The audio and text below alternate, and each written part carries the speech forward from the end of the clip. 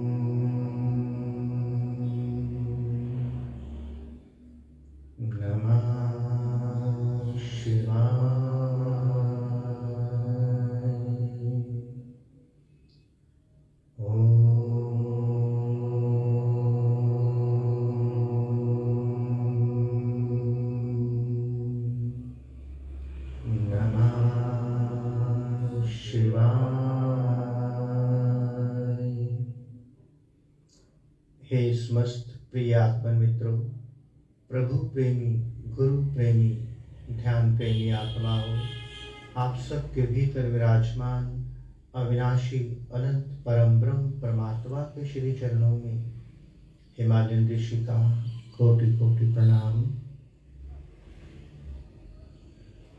आइए प्यारे साधकों, प्यारे मित्रों, अनंत परम ब्रह्म परमात्मा की यात्रा पर उतरें। अपने भीतर विराजमान अपने ही सद्गुरुदेव माँ भगवती कुंडलिनी शक्ति की ओर मुड़े। कई जन्मों से हम सभी साधक बाहर के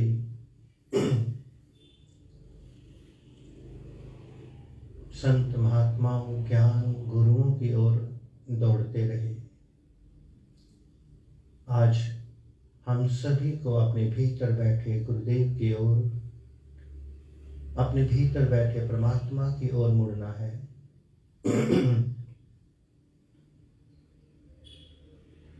ये ध्यान मंदिर प्रेम मंदिर है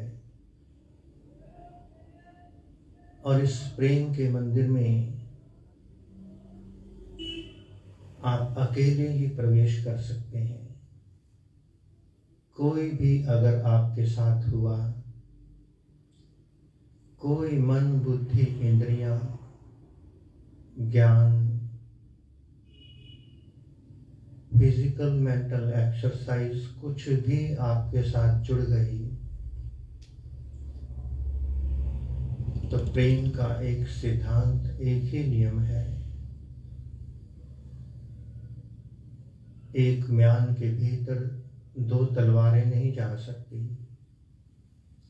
भीतर का द्वार जहां स्वयं परमात्मा विराजमान है, वो द्वार तभी खुलेगा जब आप अकेले हो जाएंगे।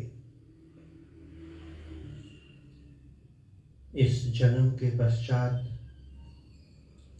आपको जो जो भी मिला, जो कुछ आपके पात्र में भरता चला गया, ज्ञान विज्ञान मान्यताएं धारणाएं सिद्धांत नियम संकल्प विकल्प, उन सब को अपने आप से अलग कर दें, अकेले हो जाएं। एक नवजात शिशु की तरह निर्मल पावन पवित्र आत्मा होकर भीतर बैठे परमात्मा की ओर मुड़ेंगे।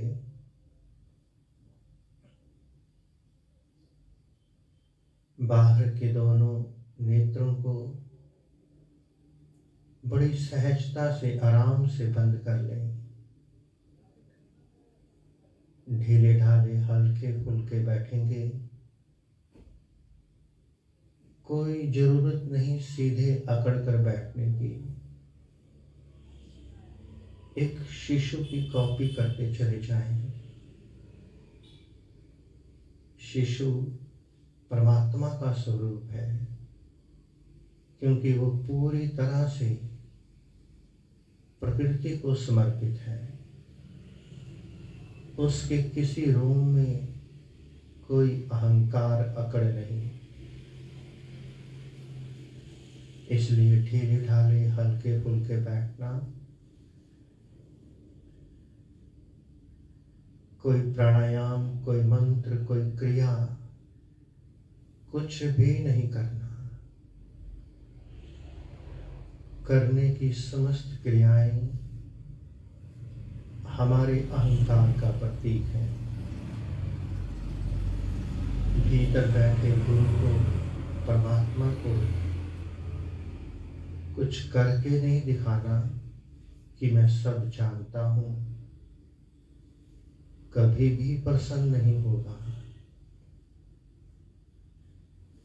पूरी तरह से समर्पण कर देना। बेढाल निढाल होकर गिर जाना प्रभु के चरणों में।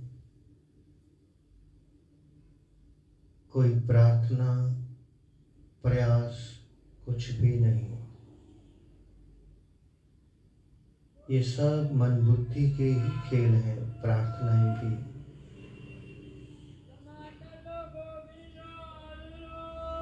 अपना सारा ध्यान शिव नेत्र की ओर बह जाने दें। जैसे ही हम बाहर की आंखें बंद करते हैं, हमारी ऊर्जा शक्ति अपने आप स्वतः ही ऊर्ध्वगामी होने लगती है। ध्यान सूक्ष्म शरीर का विषय है, उसके साथ कोई क्रिया नहीं की जा सकती। मन बुद्धि इंद्रियों से परे होते ही ये ऊर्जा शक्ति शिव नेत्र की ओर यात्रा करने लगती है।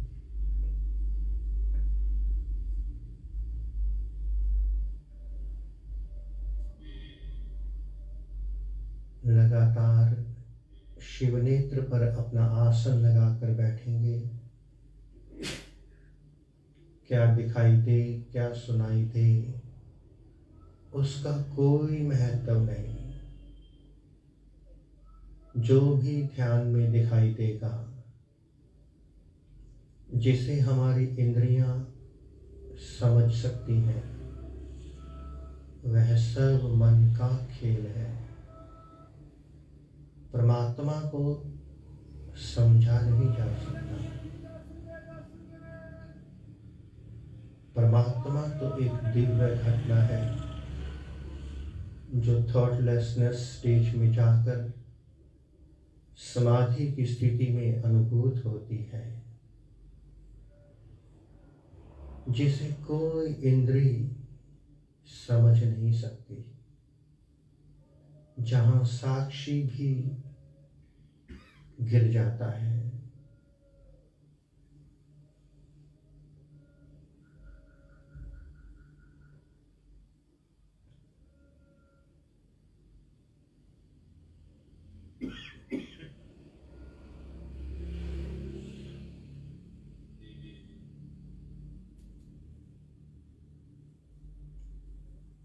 इस अस्तित्व में अनेकों सूक्ष्म तरंगें ऋषियों मुनियों की वाइब्रेशंस घूमती रहती हैं।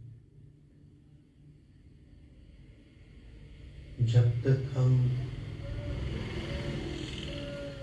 किसी भी विचार, संकल्प, मन बुद्धि से जुड़े रहेंगे, तब तक शिव नेत्र उस ऊर्जा से अपना संबंध नहीं बना सकता।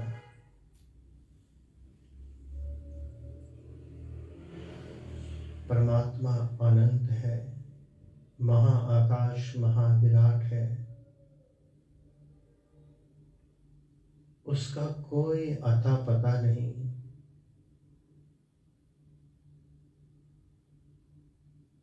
इसलिए उसके लिए कोई प्रयास नहीं किया जा सकता। जहां भी कोई प्रयास होगा, प्रार्थनाएं होंगी, वही वही संसार होगा।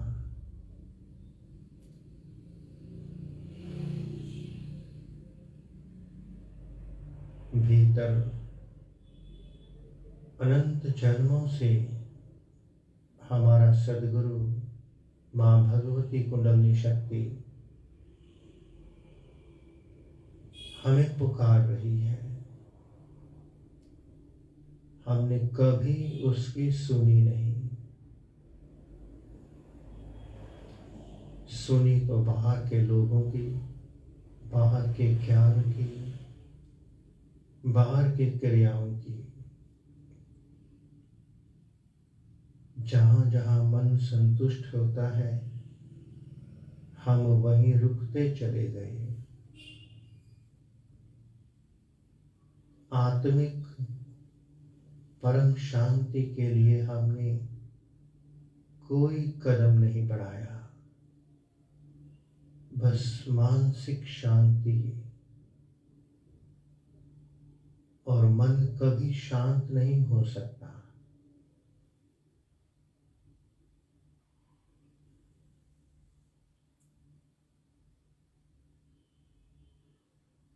शिव नेत्र की ओर ऊर्जा अपने आप अपने स्वभाव में ही बहती है। उस ऊर्ध्वगामी होती ऊर्जा को बाधित तो जरूर किया जा सकता है, इसलिए स्वयं पर कृपा करना, कोई भी प्रयास नहीं करना।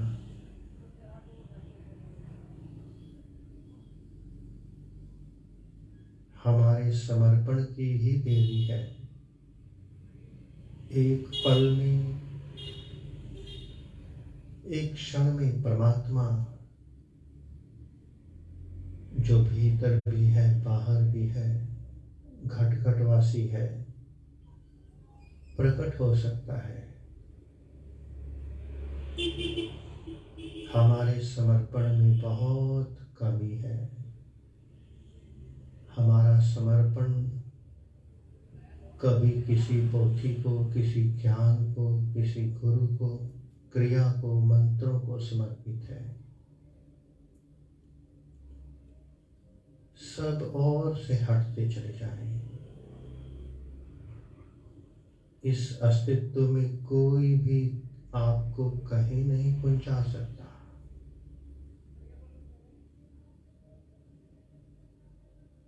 अपने घर की ओर, वापसी की ओर मुड़े। कल्पना नहीं करना परमात्मा के विषय में,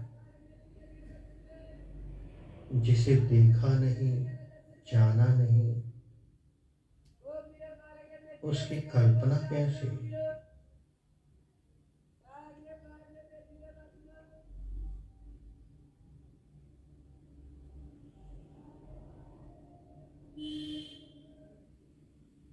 ऊर्जा शक्ति को रास्ता देते चले जाएं,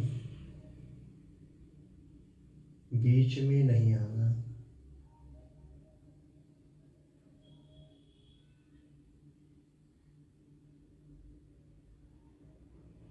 शिव नेत्र आज्ञा चक्र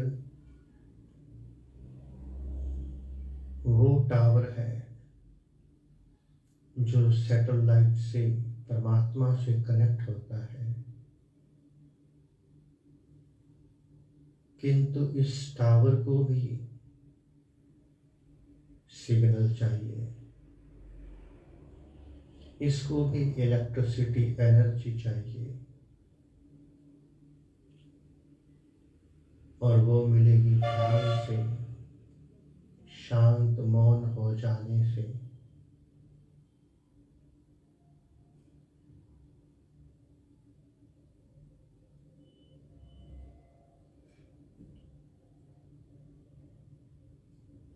ध्यान में बैठकर कोई विचार आए, घबराना नहीं, तो वही सब याद आएगा जिसे हमने होश पूर्वक और बेहोशी में अपने भीतर भरा। जहां भी गए सभी ने हमें भरा,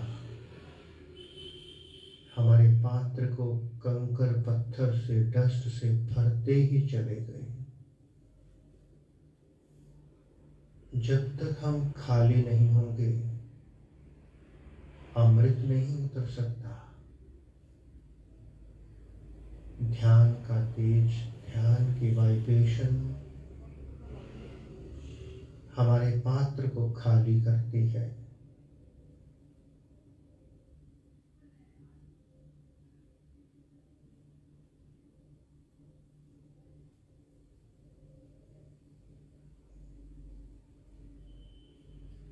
एक पागल की तरह, दीवाने मस्ताने फकीर की तरह बेपरवाह होकर बैठना।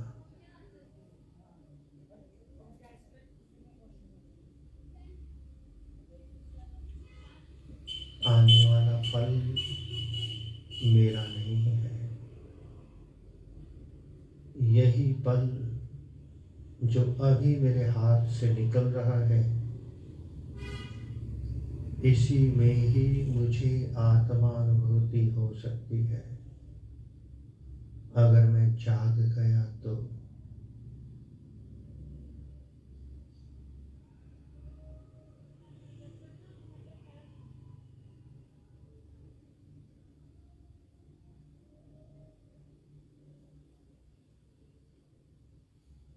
अपना कोई सिद्धांत नियम लागू नहीं करना। पंचभौतिक देह मन बुद्धि इंद्रियों के साथ सब नियम चलेंगे, किंतु जहाँ सूक्ष्म का विषय आ जाए वहाँ आप कुछ नहीं कर सकते, कुछ भी नहीं। वहाँ तो होने की घटना में उतरना पड़ेगा।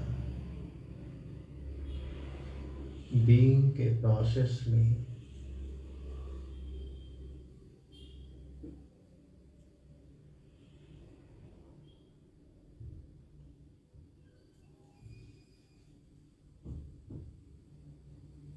बैठे बैठे पाँव सुन्न होने लगे, आसन बदल लेना।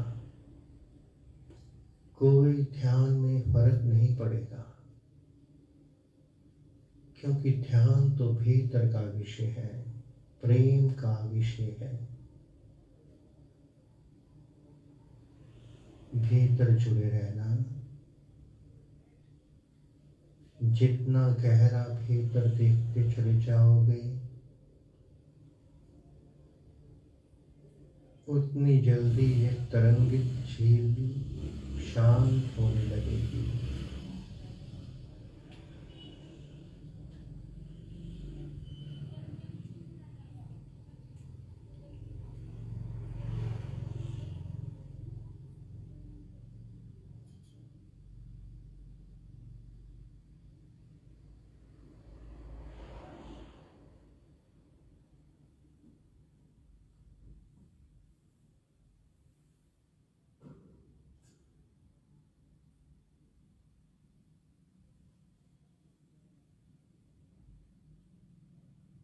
अपने मालिक खुद बनकर बैठना।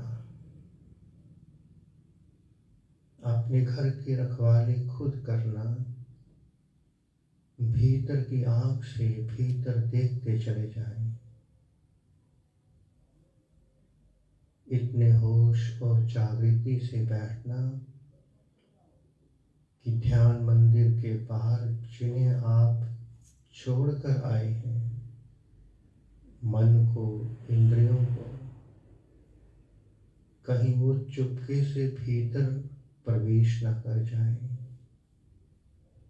कहीं आप उनके साथ घूमने न चले जाएं। जाग कर बैठना।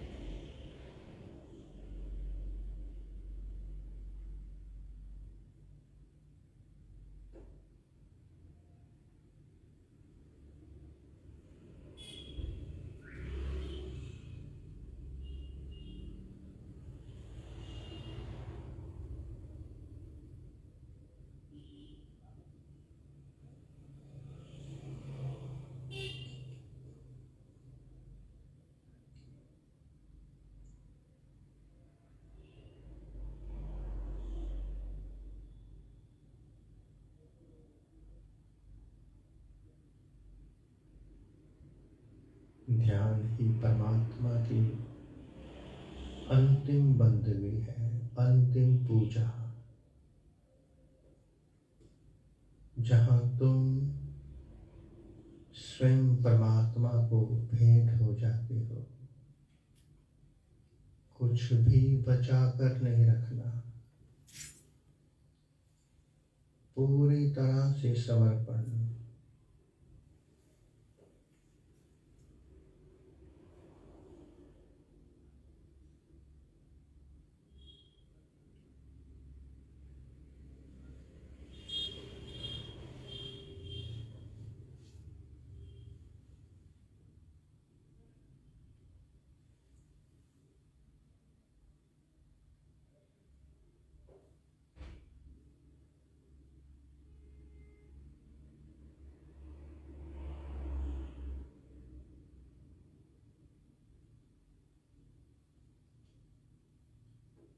और गहरे और भीतर,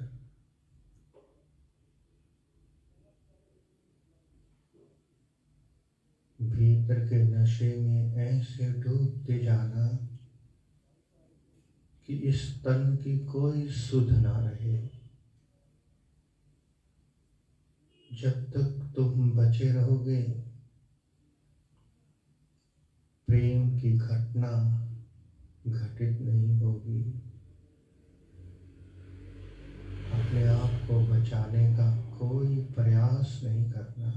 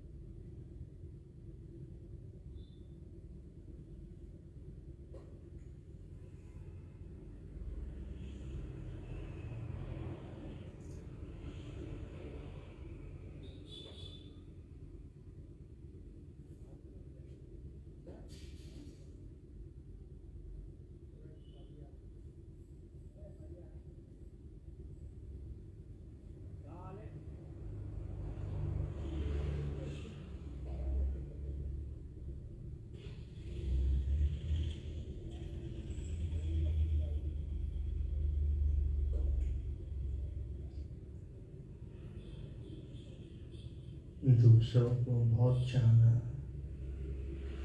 दूसरों के बारे में बहुत जाना, जानकारियां इकट्ठी करते करते हमारी बुद्धि में एक लाइब्रेरी बन गई, पर स्वयं को नहीं जान पाए, क्योंकि ध्यान के बिना, भीतर उतरे बिना स्वयं की जानकारी नहीं मिल सकती। हमने सब किया, ध्यान के नाम पर सब किया, किंतु ध्यान नहीं किया। इसीलिए हम सभी अतृप्त हैं। सब जानने के बाद, करने के बाद भी भीतर से असंतुष्ट जीवात्मा परमात्मा की प्यासी है।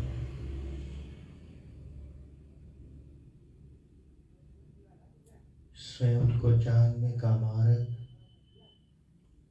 भीतर से खुलता है।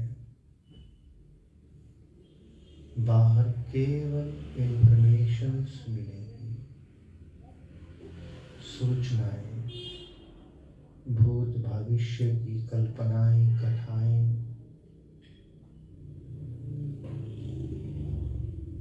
भीतर है नूतन, सनातन, तरोताजा ज्ञान।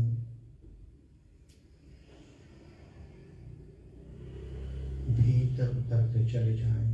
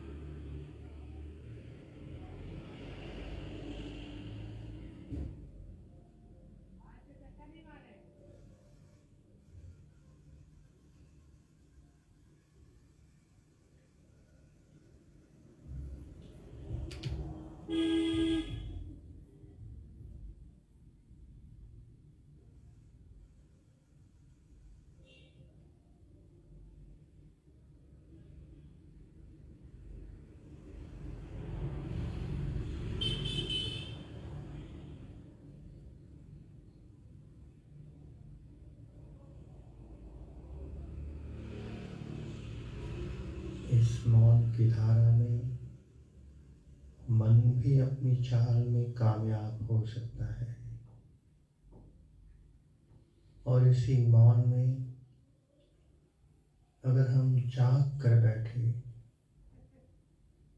तो भीतर की झील भी शांत हो सकती है। ध्यान का ध्यान रखना।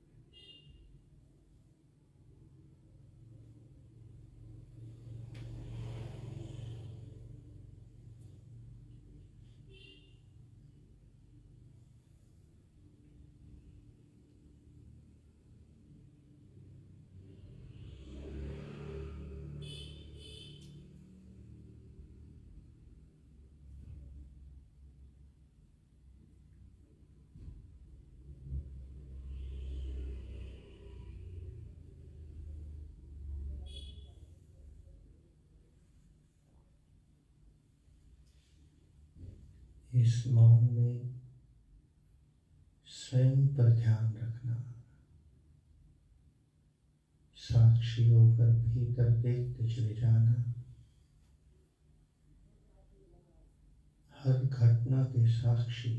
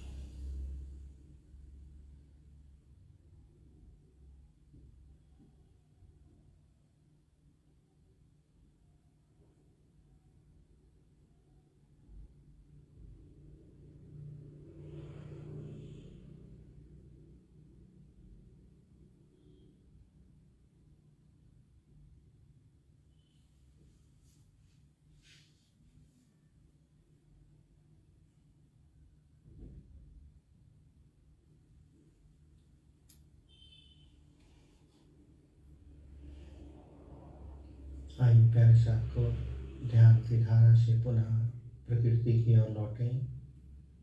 अपनी दोनों हथेलियों को रगड़कर अपने मुखमंडल पर फेर लेंगे।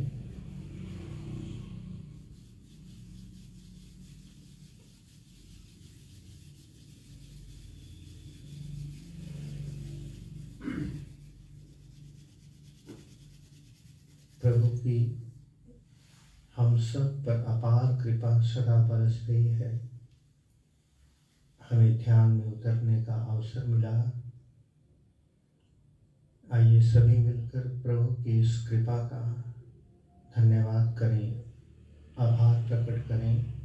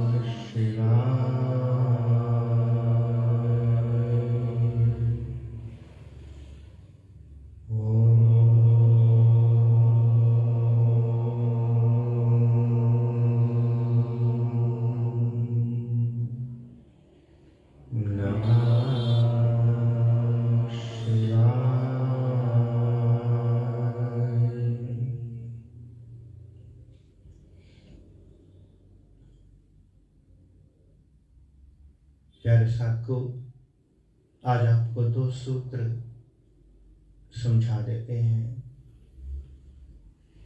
क्योंकि ध्यान का मार्ग जब तक हमें पता न हो तब तक हम उस ध्यान की यात्रा पर कैसे उतर पाएंगे। इन 2 सूत्रों के बाद किसी साधक का कोई प्रश्न या कोई जिज्ञासा होगी तो पूछ सकते हैं।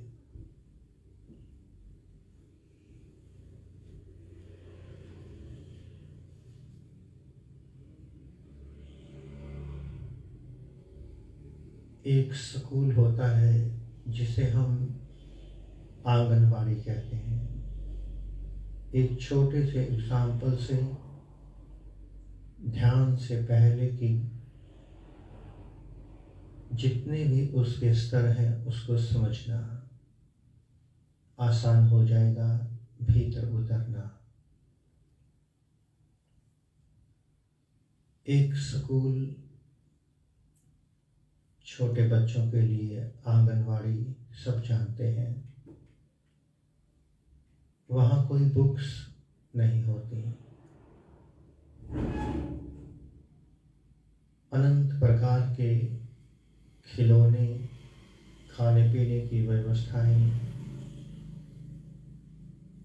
अर्थात बच्चे के मन को डाइवर्ट करने के अनेकों साधन वहाँ होते हैं। और सभी माता पिता अपने बच्चों को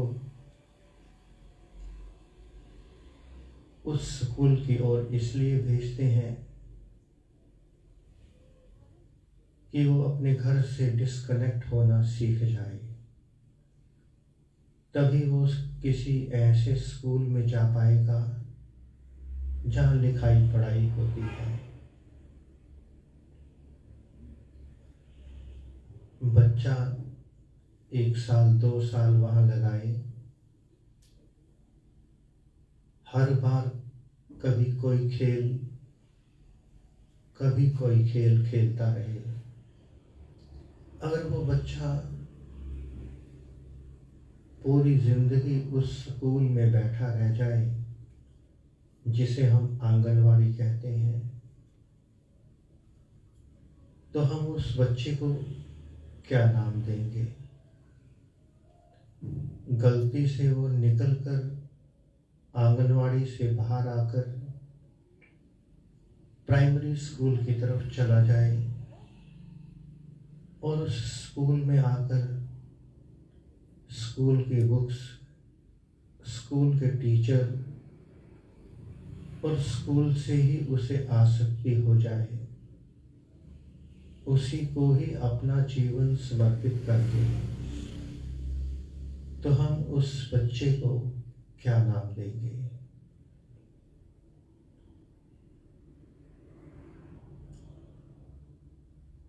ध्यान में उतरने से पहले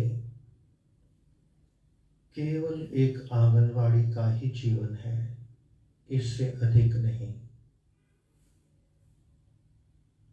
हमें कभी कोई मंत्र, कभी कोई पूजा, कभी कोई क्रिया हमारे मन को संतुष्ट करने के लिए, हमारे मन को रोकने के लिए वहाँ अनेकों आयाम किए गए। किंतु हम जब उस आंगनवाड़ी से बाहर निकलते हैं, तब तक वहाँ की सारी क्रियाएं हमारी आदतों में शामिल हो जाती हैं। अगर कोई आदत हम दिन में ना कर पाए, लगता है कि कुछ छूट गया।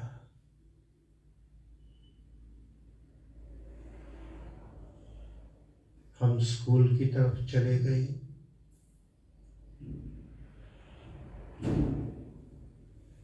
पहली क्लास की बुक्स को रेपिटेशन में उतारते उतारते 1 साल, 2 साल, 3 साल, पूरी जिंदगी हमने उस एक ही क्लास की बुक्स को रेपिटेशंस में उतार दिया। आदतें, हमारा संस्कार, स्वभाव बनती चली गई।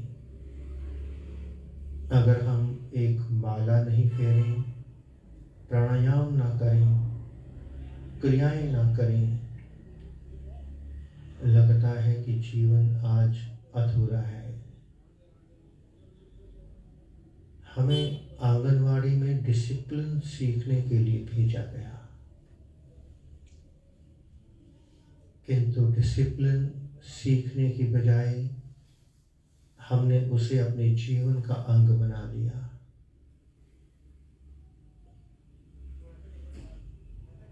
जो साधक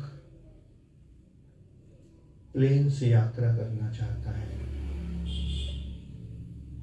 वही ध्यानी योगी हो सकता है।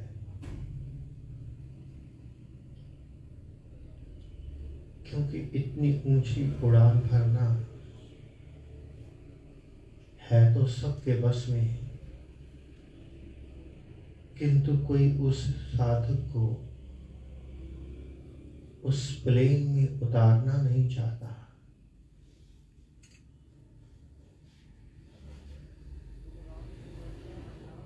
एक छोटा सा और एग्जाम्पल, 2 सूत्र कहे हमने।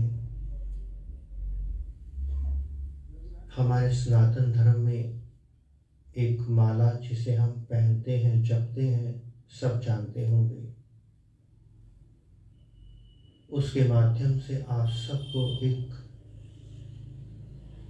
संकेत, इशारा समझा देते हैं।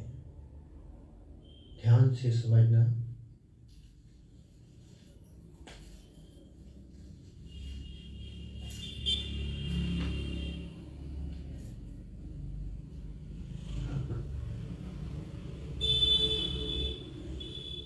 प्यारे साहब को इसमें 108 मन के हैं, शायद सब देख रहे होंगे, जानते भी सभी होंगे।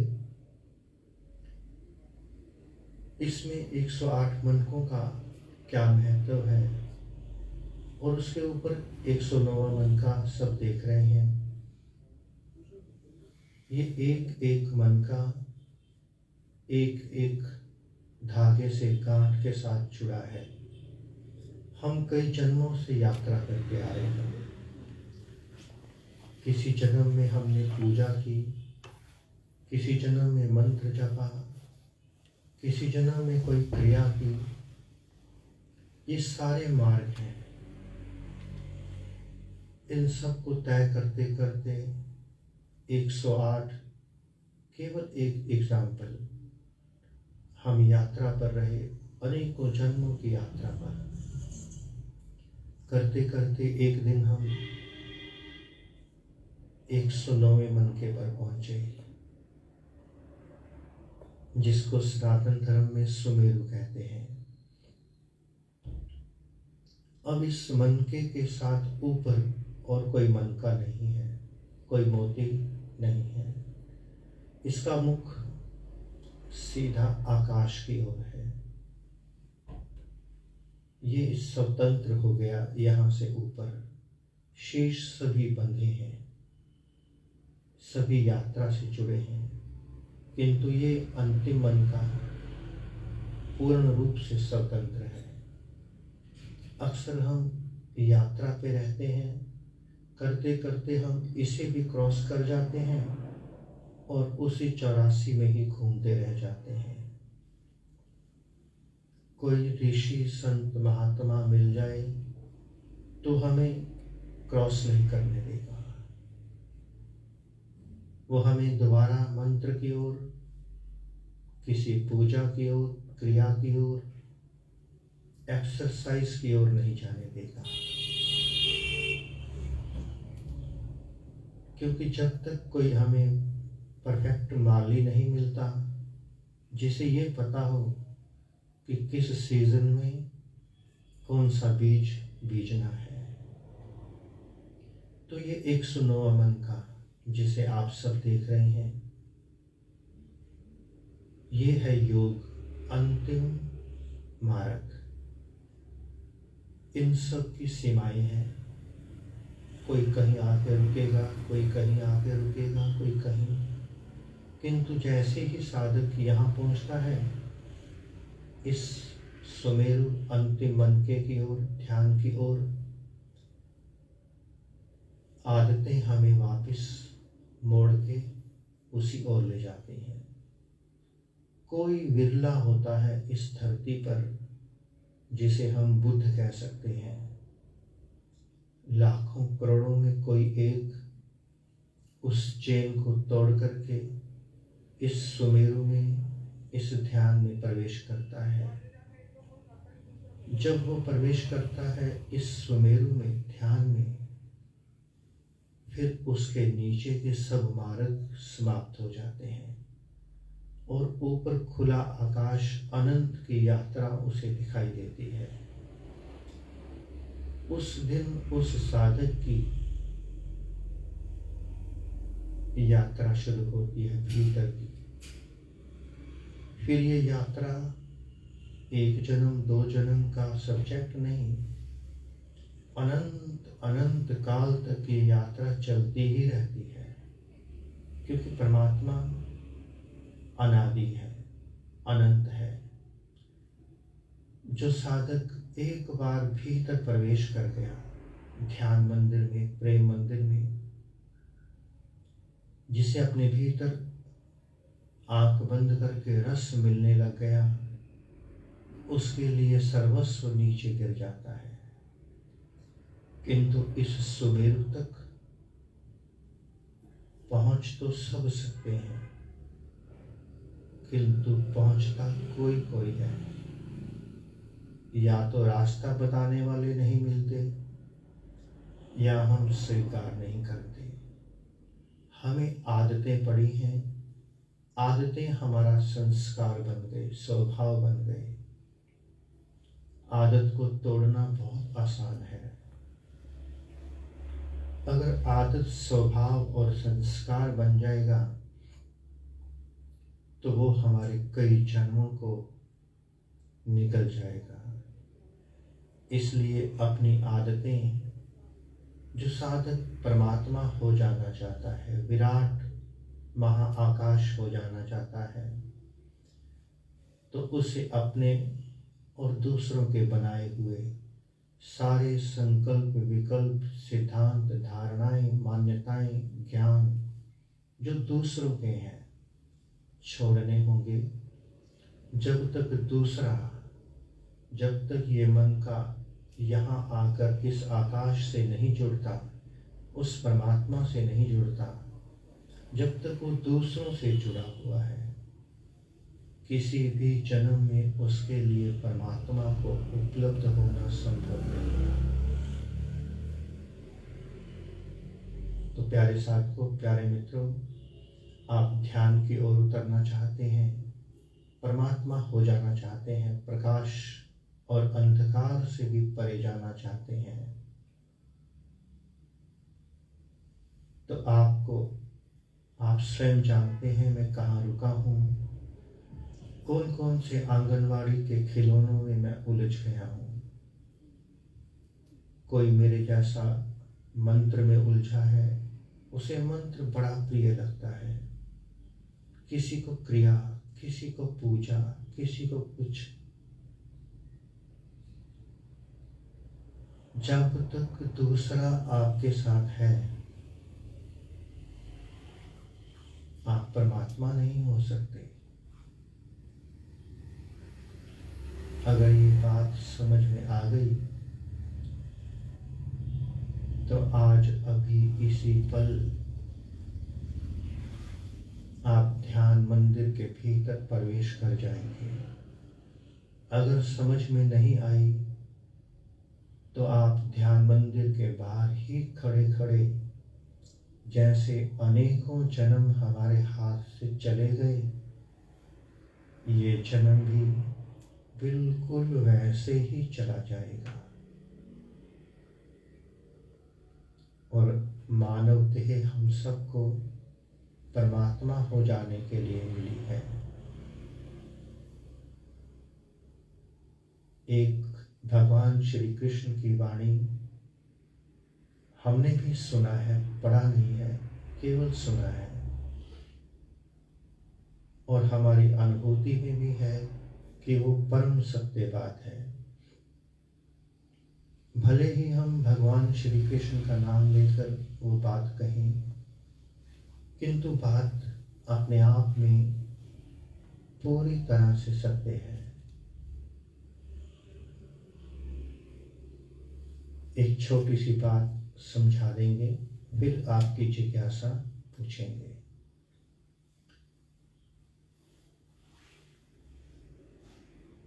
साधक कैसे उलझ जाता है और कैसे उलझा दिया जाता है, इसका एक प्रमाणित उत्तर। कहते हैं कि भगवान श्री कृष्ण ने अर्जुन को सब सिखा दिया, बता दिया, समझा दिया। सांख्य योग, ज्ञान योग, कर्म योग, सब कुछ समझा दिया। अंत में भगवान ने पूछा कि अर्जुन, कुछ और समझना हो, जानना हो, पूछना हो तो पूछ लो। फिर जब धर्म युद्ध शुरू होगा, बीच में अवसर नहीं मिलेगा। अर्जुन ने कहा, नहीं प्रभु, मैं संतुष्ट हुआ। भगवान ने दोबारा से वो बात दोहराई। फिर अर्जुन ने कहा, नहीं प्रभु, मैं संतुष्ट हूं, आज्ञा दीजिए। तीसरी बार भगवान ने पूछा। अब अर्जुन सोचने लगा कि भगवान ने 3 बार मुझसे पूछा, इसका मतलब समथिंग इज मिसिंग।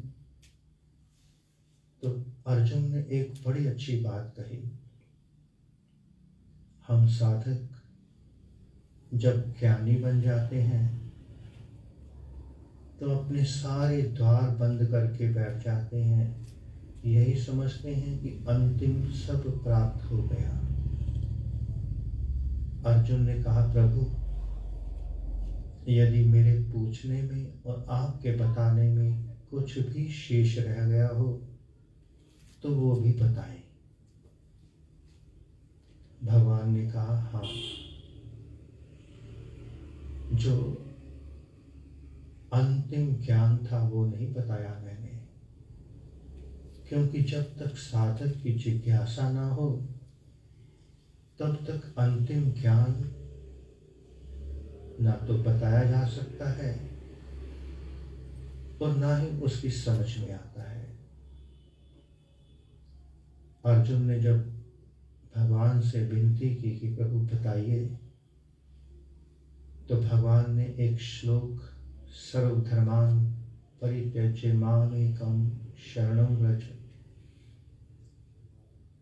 भगवान ने कहा कि अर्जुन, जो जो मैंने तुझे बताया, समझाया, सुनाया, इन सब को छोड़ दे, क्योंकि इस सब से परमात्मा की प्राप्ति नहीं होती। इन सब को छोड़कर अगर सीधा सीधा मुझ परमात्मा की शरण में आ जाए तो तेरा कल्याण हो सकता है। तो प्यारे साथियों, जब तक हम समर्पित नहीं होंगे अपने भीतर बैठे परमात्मा को, जब तक हमारा समर्पण बाहर के संतों, महात्माओं, गुरुओं को रहेगा, ज्ञान को रहेगा, जब तक हम सिद्धांत, धारणाओं, मान्यताओं से बंधे रहेंगे, तब तक ध्यान मंदिर में प्रवेश नहीं मिल सकता। जब तक हम अकेले नहीं होंगे, सब ओर से कट ऑफ नहीं होंगे, भीतर प्रवेश नहीं मिलेगा। समर्पण ही एकमात्र मार्ग है ध्यान मंदिर में प्रवेश करने का। यही 2 सूत्र थे। अब किसी साधक का कोई प्रश्न या जिज्ञासा हो तो पूछ सकता है। किसी की कोई जिज्ञासा?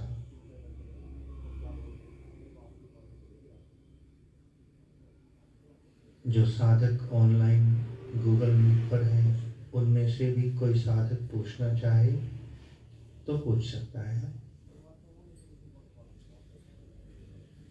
हमें भी सब तरफ से, जैसा आपने कहा है कि कट आउट हो जाए, तो वो सब तरफ से मतलब जो सामाजिक तौर पे वो रह रहा है या परिवार में रह रहा है, तो उसका मतलब वो भी है या क्या उसका सही मीनिंग है?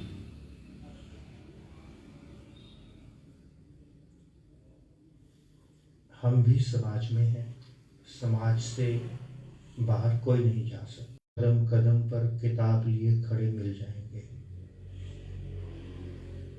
आपको भीतर प्रवेश करना है, बुद्धत्व की तरफ जाना है,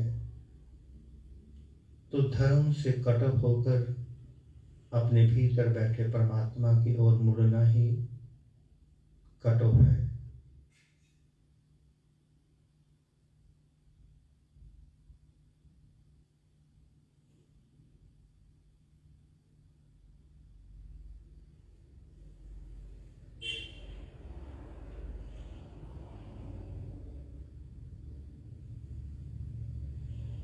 और कोई जिज्ञासा किसी की? ध्यान में जाने के लिए कोई ये भी जरूरी है कि इस तरीके से बैठना है कि किसी भी तरीके से हम बैठ सकते हैं? प्राइमरी स्टेज में हर चीज का महत्व है। हमारे शरीर में ऊर्जा जो है वो वर्तुलाकार घूमती है, सब जानते हैं, साइक्लिक मोड में। तो जब हम ऐसे बैठते हैं, इसका एक बहुत गहरा विज्ञान है। ध्यान में बैठते हैं तो आकाश से हमें अनंत ऊर्जा मिलती है। हाथ हमारे ऐसे हैं तो ऐसे ही बाहर चली जाती है, यहाँ से भी। तो जब हम ऐसे बैठते हैं या ऐसे बैठते हैं, तो वो ऊर्जा जो ऊपर से उतर रही है वो हमारे भीतर सर्कुलेट होने लगती है। इसलिए ऐसे ही बैठना चाहिए। जो तस्वीरों में दिखाया गया ऐसे बैठना, वो सब कल्पनाएं हैं। किंतु जब हम ऐसे बैठते हैं, इनके ध्यान से एक स्टेप नीचे की बातें हैं ये। जब हम ऐसे बैठते हैं तो इन सारी फिंगर्स का हमारे जीवन में अलग अलग महत्व है। ये गुरु की फिंगर है, ये धर्म। जब हम ऐसे बैठेंगे, धर्म और गुरु जब इकट्ठे होते हैं तो हमें भौतिक सिद्धियां प्राप्त होने लगती हैं। और जब हम ऐसे बैठते हैं तब भीतर की सुषुप्त सिद्धियां, दिव्य ज्ञान स्वतः उभरने लगता है और समय आने पे वो काम आता है। ये सिद्धियां जब भी प्राप्त होंगी, आपको वाक सिद्धि, सरस्वती की सिद्धि भी प्राप्त हो सकती है, धन भी मिल सकता है, सिद्धियां हैं। और जब ये सिद्धियां प्राप्त होंगी, हमारा जीवन ऑटोमेटिकली नर्क की तरफ जाएगा, एगोस्टिक हम होते चले जाएंगे। तो एक साधक को जिसका लक्ष्य आत्मज्ञान है, उसको इन मुद्राओं का इस्तेमाल नहीं करना चाहिए। ये हमारी सजेशन है। कोई करता है तो वो स्वतंत्र है।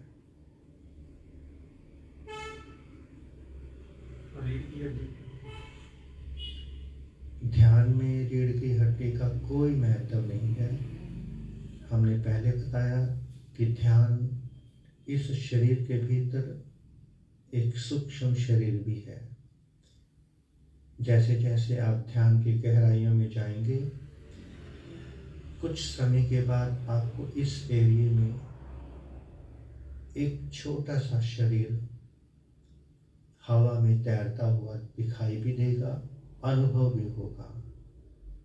तो हमारे शरीर में जो ऊर्जा पैदा होती है, वो ऊर्जा उस सूक्ष्म शरीर में प्रवेश करती है।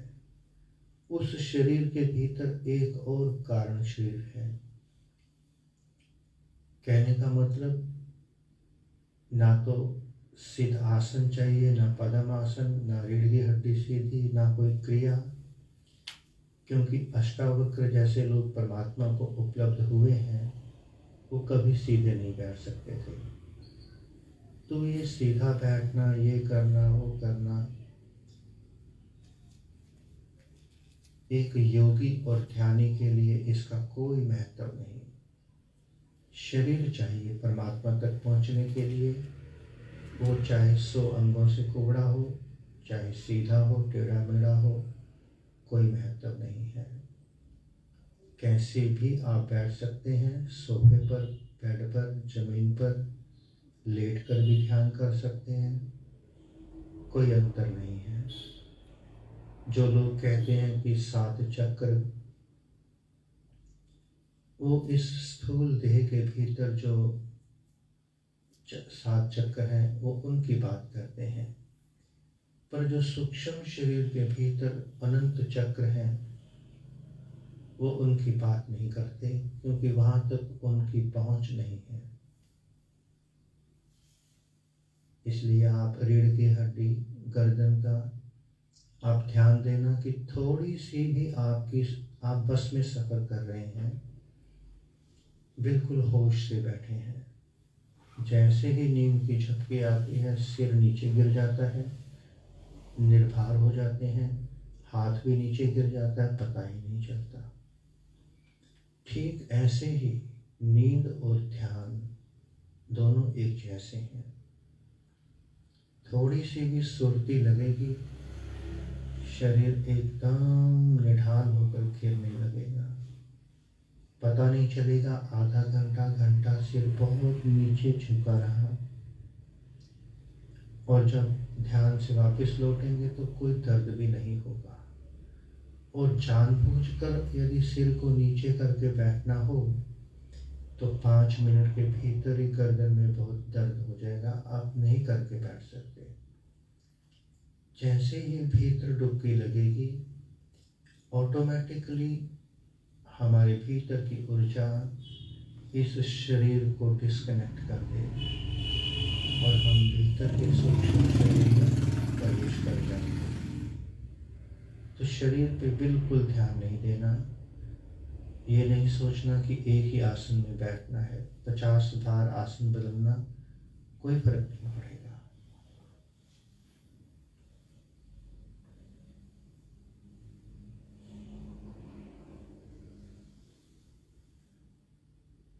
ये सब बताना भी इसलिए जरूरी है कि हम कब तक ध्यान मंदिर के बाहर खड़े रहेंगे और ड्रामा करते रहेंगे। कब तक हम फिजिकल मेंटल एक्सरसाइज में उलझे रहेंगे। कब हम भीतर प्रवेश करेंगे। एक छोटा सा एग्जाम्पल, जब हम सांसारिक प्रेम में उतरते हैं, अगर सच में हम प्रेम में उतरे हैं, हमारे नेत्र बंद हो जाते हैं, जो प्लान किया होता है बातचीत करने का, वो सब खत्म। कोई शब्द नहीं, कोई बुद्धि नहीं, कुछ नहीं बचता। थोड़ी देर बाद इतने गहरे उतर जाते हैं कि हम ही वहां नहीं बचते, सुरती लग जाती है। क्योंकि प्रेम परमात्मा है, और जो परमात्मा में उतर गया और शेष बच गया, तो इसका मतलब वो उतरा ही नहीं है। और परमात्मा में उतरने के लिए जब तक आप बाहर से डिस्कनेक्ट नहीं होंगे, भीतर प्रवेश नहीं मिलेगा। तो बाहर से डिस्कनेक्ट होना ही पड़ेगा।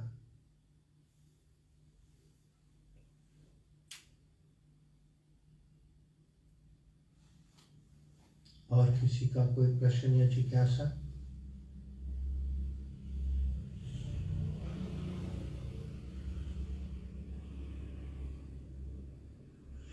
ओम नमः शिवाय स्वामी जी।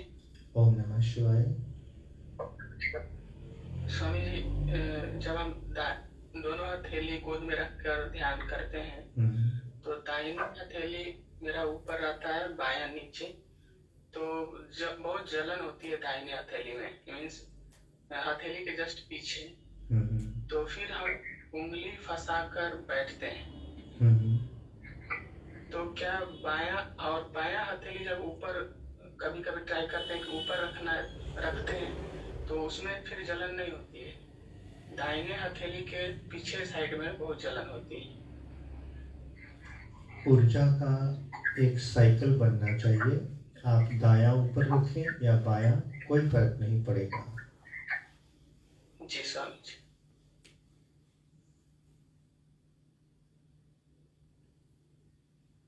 स्वामी जी, जो हम डेली रूटीन में पाठ करते हैं, हाँ जी, पाठ करते हैं और दिनचर्या करते हैं, उसका कितना महत्व होता है? वो आपकी आदतें हैं। जब तक आपको अपने आप से, परमात्मा से प्रेम नहीं हुआ, तब तक आप बाहर ही बाहर उलझे हैं। जिस दिन आपको अपने आप से प्रेम हो जाएगा, तो ये पाठ वगैरह तो कुछ भी नहीं है, इनका कोई अस्तित्व नहीं है। ये आपकी मन की सेटिस्फैक्शन से जुड़ा है, किंतु ये प्राइमरी है। प्राइमरी में नहीं रहना, इससे आगे बढ़ना चाहिए। इन आदतों से निकलेंगे कैसे? आदत पड़ चुकी है, ध्यान में उतरिए। लगातार सुबह शाम जब भी अवसर मिले ध्यान में बैठिए। जैसे ही ध्यान में आपको रस आने लगेगा, ये बाहर के कर्मकांड, पाठ, अरदासें अपने आप किनारे हो जाएंगे, अपने आप हो जाएंगे। किंतु ये आदत है और कुछ भी नहीं।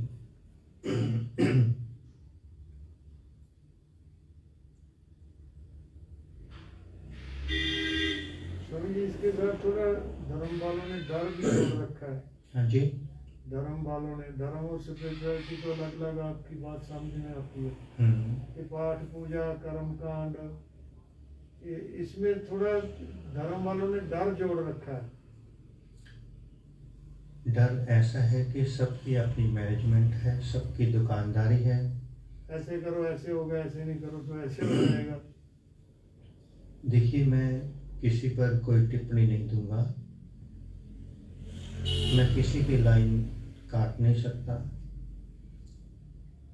आप प्राइमरी स्कूल के टीचर से कहें या उससे एक्सपेक्ट करें कि वो आपको पीएचडी का ज्ञान दे, तो ये आपका सोचना सही नहीं है।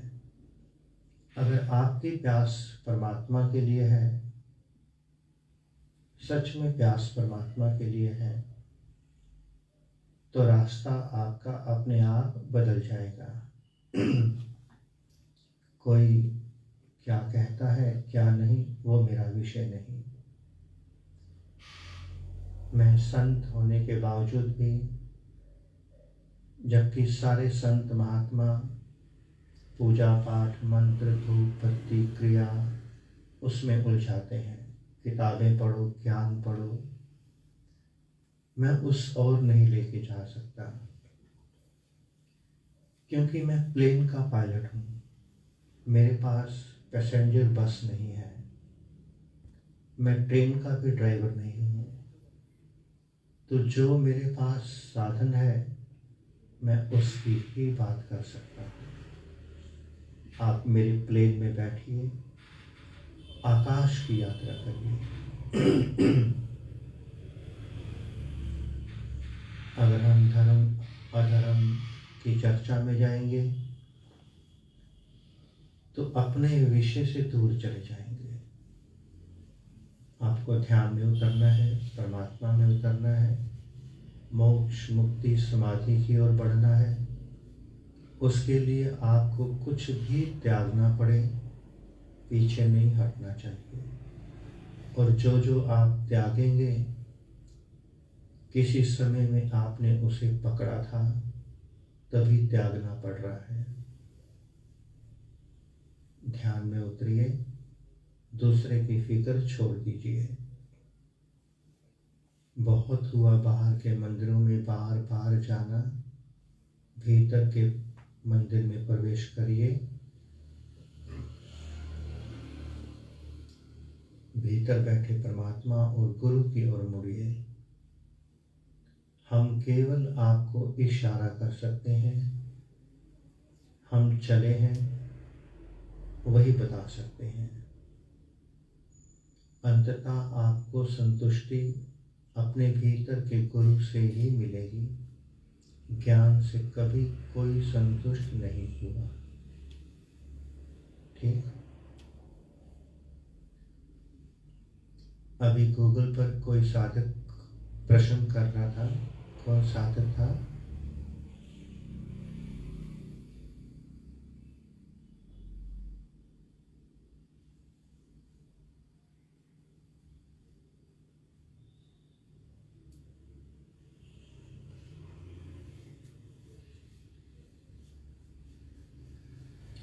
एक साधक अभी ऑनलाइन कोई प्रश्न कर रहा था। जी स्वामी जी, हथेली से संबंधित जो पूछ रहे थे, जलन जो हो रही थी, तो मैं जी स्वामी जी तो बता दिए थे आप। ठीक है।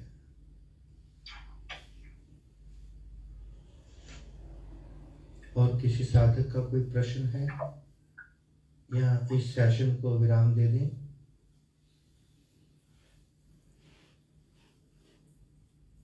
ठीक। राकेश कुमार जी,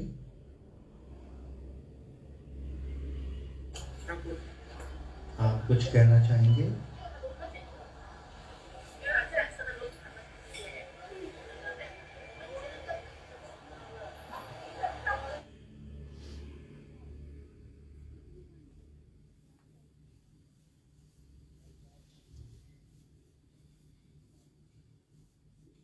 पुनः से आप सबके भीतर विराजमान अविनाशी अनंत परम ब्रह्म परमात्मा के श्री चरणों में हिमालयन ऋषि का कोटि कोटि प्रणाम। और संपूर्ण ब्रह्मांड में विराजमान समस्त देवी देवताओं, समस्त ऋषियों मुनियों गुरुजनों संत महापुरुषों की ओर से आप सबको शुभ आशीष, शुभ मंगल कामना।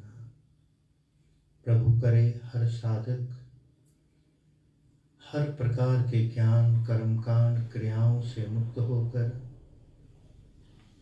हर बंधन से, सिद्धांत नियमों से, अपने बनाए हुए चक्रव्यूह से बाहर निकलकर अपने भीतर बैठे परमात्मा, अपने भीतर के सद्गुरुदेव से जुड़ जाए। यही शुभ कामना और प्रार्थना मैं प्रभु के चरणों में करता हूँ। ओम नमः शिवाय।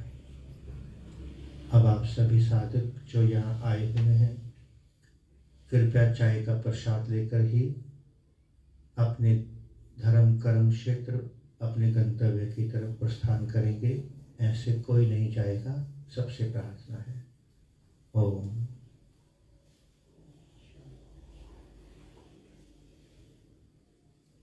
हाँ जी। गया।